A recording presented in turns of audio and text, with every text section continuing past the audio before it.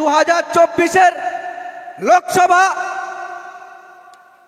7টা গোল মেরে 7-0 পরাজিত করে অভিষেক বন্দ্যোপাধ্যায়কে এই ডায়মন্ড হারবারের বুকের থেকে একদম পুরো ছুঁড়ে কালীঘাটে ফেলে দেওয়া হবে। সব কিছু মনে রাখা হবে। বর্তমান পশ্চিমবাংলার মানুষের যে যন্ত্রণা, আজকের আমাদের বেকার যুবকরা যেভাবে গান্ধী মূর্তির দেশের ধর্ণা মঞ্চে বসে আছে চাকরির আশায়, তারা যোগ্য প্রার্থী হয়ে তারা চাকরি পাচ্ছেন না। মুখ্যমন্ত্রী বলছেন 90% আমরা চাকরি দিয়ে ফেলেছি, ডবল চাকরি দিয়ে ফেলেছি। লজ্জা করে না? পশ্চিমবঙ্গের লজ্জা এই বাংলার মেয়েকে আর চায় না। এই বাংলার মেয়েকে এই বাংলা থেকে উৎখাত করতে হবে। আর ভাইপোকে ডায়মন্ড হারবার বুকে থেকে উৎখাত করতে হবে। এই প্রতিজ্ঞাবদ্ধ আমরা আজকের এই জনসভায় আপনাদেরকে বলবো, আগামী 2024-এ যে ইলেকশনটা হবে লোকসভা ভোটে, এই ডায়মন্ড হারবারে আইএসএফ এর বিজয়ী পতাকা উড়বে উড়বে উড়বে। পারবেন তো? কোন কয়লা ভাইপো টিকবে না এখানে। কোন কয়লা ভাইপোর এই ডায়মন্ড হারবারে আর চান্স নেই। তৃণমূল কংগ্রেসের যে সমস্ত চোর চিটিং বাজগুলো ভাবছে যে লোক কম হবে, এলাকায় এলাকায় ধমকাচ্ছে চমকাচ্ছে, আপনাদেরকে বলি ধমকে চমকে বাড়িয়ে বসিয়ে রাখা যাবে। আর নওশাদ সিদ্দিকী যেদিন নমিনেশনটা করবে সেই দিন দেখতে পারবে ডায়মন্ড হারবার, সেই দিন দেখতে পারবে কয়লা ভাইপো যে ডায়মন্ড হারবারের জনগণ কি রেজাল্ট দিতে চাচ্ছে, সেদিন দেখে নেবে। কেন এ সরকার এমন একটা নির্লজ্জ সরকার, এর না আছে নাক আর না আছে কান। নির্লজ্জ। দেখবেন যাদের নাক নেই তারা সব জায়গায় যায়, তাদের নাকে কোনো গন্ধ লাগে না। সেই একটা কথা আছে, বাংলায় কথা আছে, শুনিনি নাক, এই মুচিন্নি নাক শুনিনি কান। তো এদের হচ্ছে সেই গল। দোকান কাটা, যাদের এক কান কাটা তারা রাস্তার ধার দিয়ে যায়, আর যাদের দোকান কাটা তারা রাস্তার মাঝখান দিয়ে যায়, তারা কিছু বোঝে না ওসব। তা তৃণমূল কংগ্রেস হচ্ছে দোকান কাটা, এত নির্লজ্জ। সেই জন্য আপনাদেরকে ঐক্যবদ্ধ হতে হবে। আগামী দিনে নওশাদ সিদ্দিকী আমাদের এই ডায়মন্ড হারবার দাঁড়ানোর জন্য তিনি অঙ্গীকারবদ্ধ করেছেন। দল যদি অনুমোদন দেয় তিনি দাঁড়াবেন। তবে যদি নওশাদ সিদ্দিকী যদি এই ডায়মন্ড হারবার নমিনেশনটা করে, আপনাদেরকে বলে যাচ্ছি এই কয়লা ভাইপোকে, এই চোর ভাইপোকে এই ডায়মন্ড হারবার থেকে উৎখাত করতে হবে। যদি আগামী দিনে এই কয়লা ভাইপো আবার এই ডায়মন্ড হারবার থেকে দাঁড়ায়, তবে এই ডায়মন্ড হারবার লোকসভায় আমার মা বোনেরা সুরক্ষিত থাকবে না, আমার মা বোনেদের ইজ্জতটা বাঁচবে না। আমার যে সমস্ত মানুষরা আছে যারা প্রতিদিন দিন আনে দিন খায়, তারা সুরক্ষিত থাকবে না। কেননা আমাদের কাছে খবর আছে প্রতিনিয়ত এই ডায়মন্ড হারবারে চাঁদা তোলা হয়, প্রতিনিয়ত ডায়মন্ড হারবারে তোলা হয়। সেই জন্য এই সমস্ত চিটিংবাজদের বিরুদ্ধে, এই সমস্ত ধর্ষকদের বিরুদ্ধে, এই সমস্ত কয়লা চোরদের বিরুদ্ধে, এই সমস্ত বালি চোরদের বিরুদ্ধে, এই সমস্ত শিক্ষা চোরদের বিরুদ্ধে আপনাদেরকে ঐক্যবদ্ধ হতে হবে। এবং আগামী লোকসভা ভোটে 6-এর পর 6 মারতে হবে, প্রতি বলে 6 মেরে কয়লা ভাইপোকে ডায়মন্ড হারবার থেকে উৎখাত করতে হবে। এই শপথ আপনারা নিন, নতচ পারবেন না। ওরা অনেক ধমকাবে চমকাবে, পুলিশও অনেক ধমকাবে চমকাবে, কিচ্ছু করতে পারবে না পুলিশ। পুলিশ বড় জোর আপনাদেরকে একটা কেস দেবে, জেলের মধ্যে রাখবে। তবে পুলিশদেরকেও বলে দিচ্ছি, সময় একদিন আসবে, পূর্ব দিক দিয়ে সূর্য ওঠে এবং পশ্চিমে অস্ত যায়, আবার রাত হয় আবার দিন হয়। আপনারা যদি মনে করে রাখেন এখন তৃণমূল কংগ্রেস ক্ষমতায় আছে, আমরা তাবেদারি করছি, আবার যে দল ক্ষমতায় আসবে তাদের তাবেদারি করব। যদি আইএসএফ ক্ষমতায় আসে তোমাদের তাবেদারি করার সুযোগ দেবে না। আমরা ইঞ্চিতে ইঞ্চি বুঝে নেব যে সমস্ত পুলিশেরা এই গণতন্ত্রকে হত্যা করার চেষ্টা করছো, বুঝে নেব। 60 বছর তোমাকে চাকরি করতে হবে, 60 বছর তোমাকে চাকরি করতে হবে। তুমি পৃথিবীর যে প্রান্তে থাকো না কেন, আমরা তোমাদেরকে টেনে বের করে আনবো। সংবিধানের যে আইন আছে সেই আইনের আওতায় এনে যে শাস্তি পাওয়ার দরকার সেই শাস্তি আমরা দিয়েই তবে আমরা। বর্তমান এই পশ্চিমবঙ্গের যেরম সন্দেশখালীর মা বোনেরা জেগেছে, ডায়মন্ড হারবার মা বোনেদের উদ্দেশ্যে বলছি আপনারও জাগুন।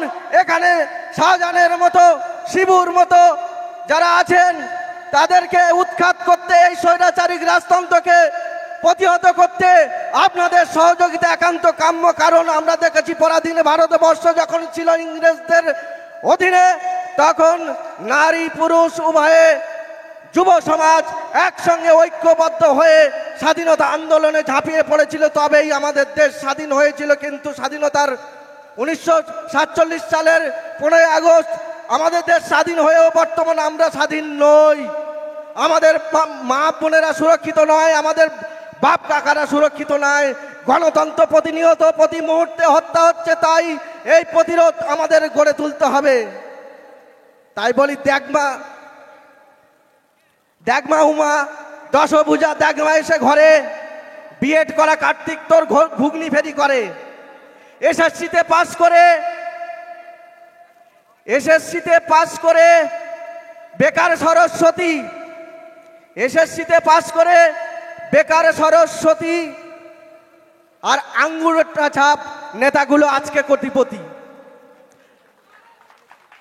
খিদের জ্বালায় গণেশ কাঁদে, কারখানাতে তালা, কম বয়সে লক্ষ্মী দিল বরের গলায় মালা। অসুর মেরে মা তুই রণে দিলি ক্ষান্ত, দেখমা এসে বাংলা জুড়ে কত অসুর জ্যান্ত। আমরা দেখতে পাচ্ছি অসুরগুলো একে একে করে ধরা পড়ছে আর জেলের ভিতরে যাচ্ছে। সমস্ত অসুর কিন্তু বিড়াল হয়ে গেছে। আর অসুরগুলো যখন আস্তে আস্তে বধ হচ্ছে, আমাদের মা বোনেরা আরো সজাগ হচ্ছে, আরো সজাগ হতে হবে। ডায়মন্ড হারবার আগামী দিন বলছে, ডায়মন্ড হাওড়ায় আইএসএফ আসছে। আগামী দিন বলছে ডায়মন্ড হারবার আইএসএফ আসছে। তাই আপনাদেরকে ঐক্যবদ্ধ হতে হবে। লড়াইটা কিন্তু অত সহজ নয়। এ লড়াই বাঁচার লড়াই, এ লড়াই লড়তে হবে, এ লড়াই জিততে হবে। এ লড়াইয়ে আপনাদের সবাইকে ঐক্যবদ্ধ হতে হবে। আমরা কি দেখেছিলাম? আমরা দেখেছিলাম সিঙ্গুরে সেই ষড়যন্ত্র, সেই সিঙ্গুরে যে কূটনীতিক ধর্ণা মঞ্চ, সেই ধর্ণা মঞ্চ যখন স্যান্ডউইচকে আমাদের মাননীয় মুখ্যমন্ত্রী বর্তমান যিনি আছেন, তিনি ওখানে অনশন মঞ্চ করছেন, আর রাজনাথ সিং কানে কানে কি যেন একটা বলছেন। তাই তুমি শিল্প তাড়িয়ে দু হাতে নিয়েছো বেকার মারার দায়। তুমি শিল্প তাড়িয়ে দু হাতে নিয়েছো বেকার মারার দায়। বলো তো, ওই 15টি বছর সিঙ্গুর কি করে ফিরে পাবে?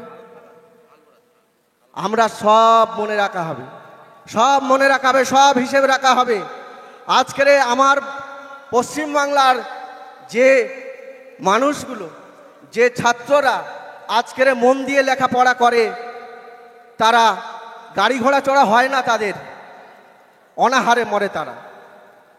তাই বর্তমান পশ্চিমবঙ্গের শিল্প এক প্রকার বিদায় নিয়েছে।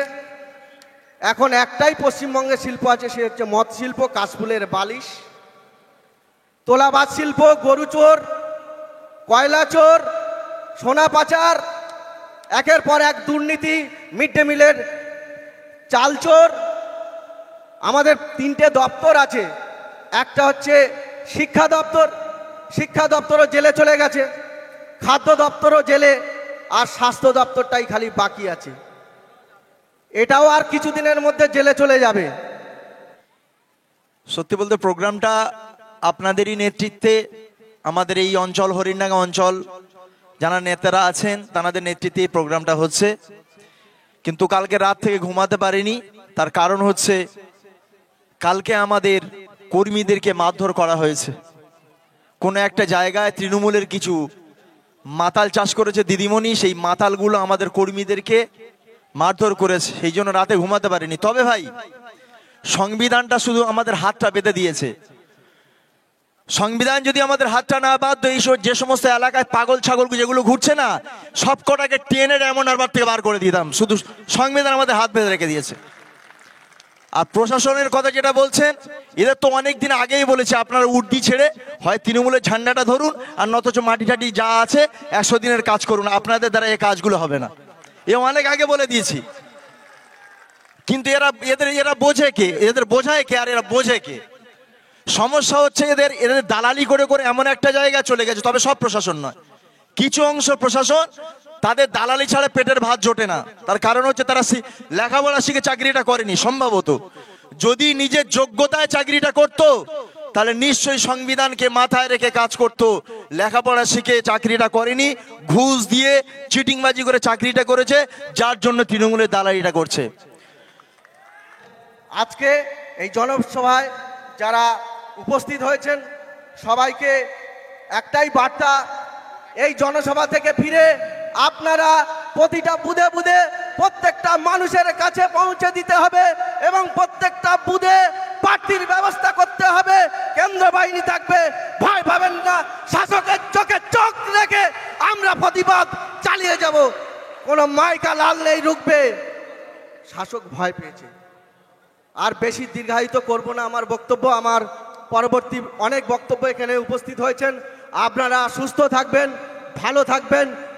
ইনকিলাব জিন্দাবাদ, আইএসএফ জিন্দাবাদ, নওশাদ সিদ্দিকী জিন্দাবাদ। সবাই ভালো থাকবেন, সুস্থ থাকবেন।